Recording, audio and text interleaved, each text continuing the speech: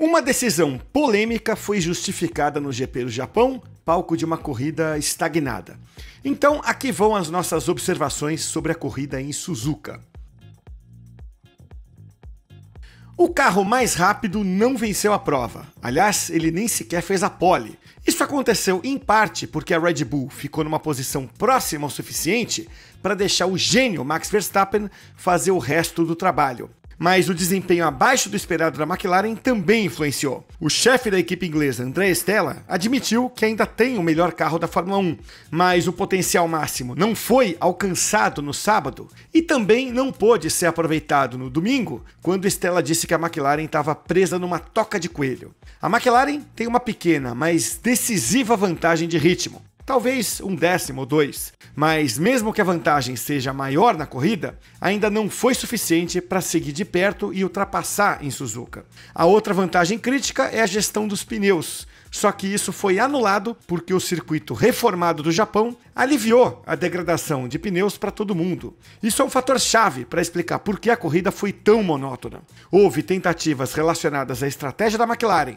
Lando Norris fez o pit stop ao mesmo tempo que Max Verstappen.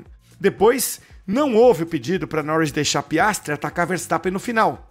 Mas o desejo da McLaren de ser justa com os dois pilotos deixou a equipe meio perdida na estratégia. Norris não poderia tentar ultrapassar Verstappen sem prejudicar Oscar Piastri. Eles também não poderiam estender o stint do inglês sem perder muito tempo. Sem contar que Piastri não estava de verdade mais rápido nas voltas finais. Era Norris que estava preso no ar sujo. Uma mensagem constante dentro da Red Bull em Suzuka foi que eles precisavam apenas se manter na briga pelo título até a mudança das asas flexíveis, que vem na 9ª prova do ano na Espanha. A Red Bull sabe que os braços de Verstappen são o super trunfo que ela tem, e ele está em grande forma. Max provavelmente não deixou nenhum resultado melhor na mesa nesse ano. Agora ele está apenas um ponto atrás de Norris. Mas o holandês precisa de ajuda para continuar na disputa o ano inteiro. A Red Bull sabe que a mudança de regras, que entra em vigor em junho, vai ter impacto, mesmo não sabendo ao certo o tamanho desse impacto. Então, ela tem que se manter na briga nesse primeiro terço da temporada. A Red Bull e Verstappen venceram com mérito no Japão, mas o começo de ano foi mais complicado do que o esperado. Só que ninguém ali abriu mão de pensar nos títulos de pilotos e equipes. Veja, a Red Bull ainda é uma equipe de um piloto só em termos de campeonato, principalmente depois que Yuki Tsunoda estreou 100 pontos. Agora ela está a 50 pontos da McLaren. Então, os dois títulos são o objetivo da Red Bull. Isso ficou muito claro nas declarações dos dirigentes dela depois da bandeirada em Suzuka. A Ferrari não conseguiu acompanhar o ritmo da Red Bull e da McLaren no Japão. Isso talvez tenha confirmado que a equipe enfrenta uma sensibilidade particular ao tentar ajustar a altura do carro. Há 2 semanas, Lewis Hamilton foi desclassificado do GP da China por causa de uma prancha desgastada. Lá, a Ferrari tinha deixado a altura de suspensão muito baixa. No Japão, a escuderia teve que ser conservadora e levantar o carro para evitar novos problemas.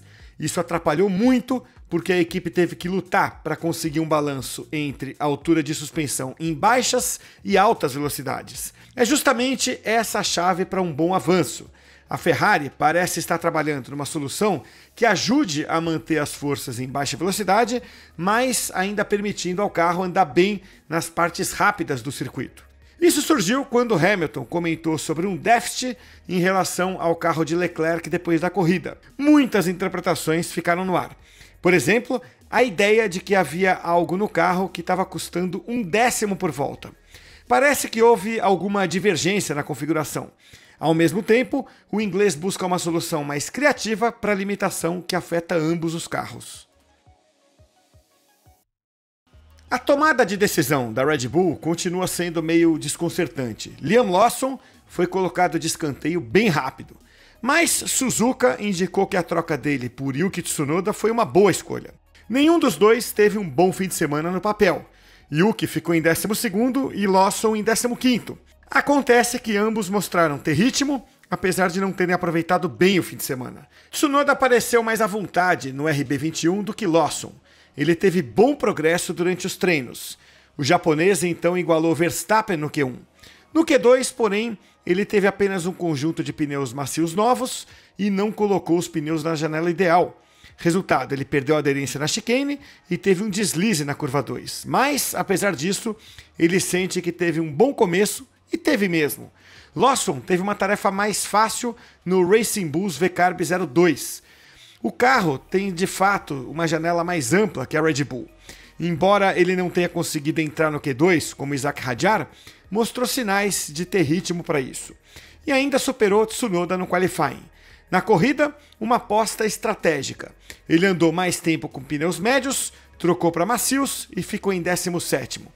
Espera-se mais dos dois no Bahrein. De toda forma, ambos criaram boas expectativas em Suzuka, apesar dos pesares. Com 18 anos, 7 meses e 12 dias de idade, Andrea Achebe Antonelli se tornou o piloto mais jovem a liderar uma corrida de Fórmula 1 e a registrar a volta mais rápida. Antonelli superou Max Verstappen no Japão pelo recorde de líder de corrida mais jovem por apenas 3 dias. Esses recordes são curiosos, mas o extrato final do fim de semana do italiano foi muito mais importante. Antonelli ficou perdido nos treinos. Ele claramente não tinha confiança de George Russell no setor de alta velocidade. Ele recebeu muita ajuda de Valtteri Bottas, piloto reserva da Mercedes, que deu dicas sobre as linhas e a abordagem, e sobre o que ele poderia melhorar. Antonelli não é apenas um piloto talentoso, ele é também inteligente e trabalhador. Ele precisou de tudo isso para desatar o nó em que se encontrava a tempo de fazer uma boa qualificação. Embora ele ainda não esteja no nível de Russell, ele passou de um sério risco de nem chegar ao Q3 para conquistar o melhor resultado de qualifying até agora na Fórmula 1, começando na mesma fila que o companheiro de equipe. Isso salvou um fim de semana que estava indo para o buraco e preparou uma boa corrida com forte gestão de pneus, com um ataque no final que vai render bastante autoconfiança. O carro da Racing Bulls parece ser o mais forte do pelotão do meio. A gente não está dizendo que ele é o mais rápido, embora o V-Carb 02 tenha sido o mais rápido do pelotão do meio em todas as classificações dos 3 GPs até agora. Com certeza é um carro rápido e consistente em diferentes condições. Embora isso não tenha se traduzido em bons resultados na Austrália e na China, Hadjar usou o carro de forma eficaz, se classificando em 7º e terminando em 8º em Suzuka. Até agora, o outro concorrente ao melhor do pelotão do meio tem sido a Williams. Considerando como a Williams estava difícil em Suzuka, Alex Albon declarou que era a segunda melhor da categoria. E é o fato de o V-Carb 02 parecer ser um carro consistente que hoje faz dele o carro de destaque desse pelotão. Afinal, Suzuka é um teste difícil para a aerodinâmica de um carro. O fato de ter sido competitivo lá, após também ter se saído bem em circuitos bem diferentes na Austrália e na China, faz dele um bom conjunto na Série B da Fórmula 1. Ollie Bearman se destacou com uma atualização arriscada de assoalho feita pela Haas para ajudar a resolver o principal problema do carro, mas Esteban Ocon sofreu. A Haas acelerou o desenvolvimento de assoalhos revisados para ambos os carros para Suzuka, projetados e construídos antes de serem testados no túnel de vento. Isso aconteceu por causa de um problema aerodinâmico que deixou o carro ruim em Melbourne, com uma alta probabilidade de o drama se repetir em Suzuka. Na sexta-feira, a Haas manteve Ocon com um assoalho antigo nas 2 sessões de treino, enquanto Bearman usava o novo. Aos poucos, a equipe foi ficando mais agressiva com a configuração e concluiu que o assoalho revisado era melhor. Então, ambos os carros andaram com ele no resto do fim de semana. Bearman conseguiu chegar ao Q3 e marcou um ponto na corrida. Ocon foi o oposto, largou e chegou em 18º. Ocon sugeriu que o novo assoalho não melhorou tanto o carro quanto deveria, e depois da corrida ainda disse que ele funcionou bem em apenas um dos carros. Mas o chefe da equipe, Ayao Komatsu, disse que os dados mostraram que o benefício estava presente em ambos. Aparentemente, Ocon teve dificuldade por alguma razão que a Haas ainda não entendeu claramente. Só tem uma equipe sem pontos depois de 3 corridas e é a Alpine. Ela poderia ter pontuado em Suzuka, mas uma velha fraqueza deu as caras. Pierre Gasly flertou com o top 10 nos treinos, mas não conseguiu chegar ao Q3. Depois de largar em 11º, o francês se afastou da zona de pontuação. Não foi uma corrida perfeitamente executada. Suzuka também evidenciou o tamanho do déficit de motor que já segurou a Alpine em certos circuitos. Na classificação, pelo menos alguns décimos foram perdidos nas retas, simplesmente pela falta de potência. Na corrida, a bateria não conseguiu ser carregada tão bem quanto as das outras equipes, então o déficit ficou ainda maior. Em Suzuka, o carro da Alpine foi possivelmente o quinto mais rápido nas curvas, ajudado por algumas mudanças de configuração baseadas no que a equipe aprendeu com as dificuldades na China.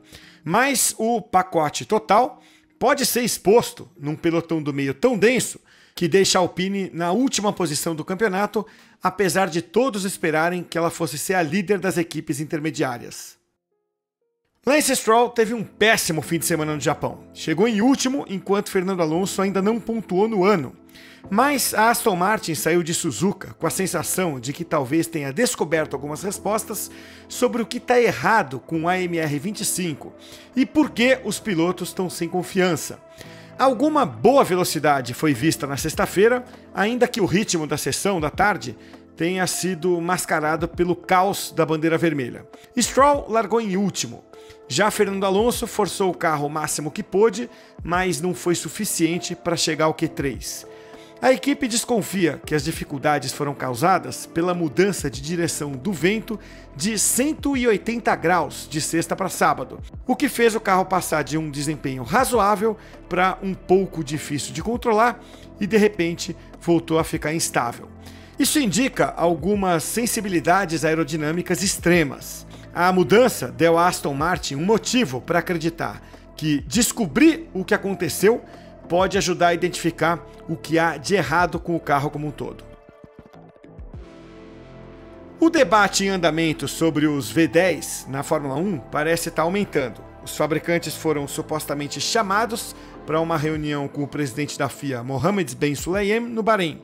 A reunião, marcada para sexta-feira, tem como objetivo ajudar a FIA a entender melhor qual direção os fabricantes de carros veem para os motores. E também para o órgão regulador explicar por que sente que é necessário tomar medidas para reduzir os custos.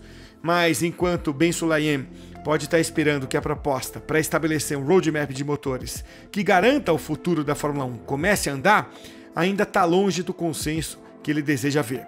A Ferrari e a Red Bull parecem favoráveis à mudança sendo feita até 2028 ou 2029.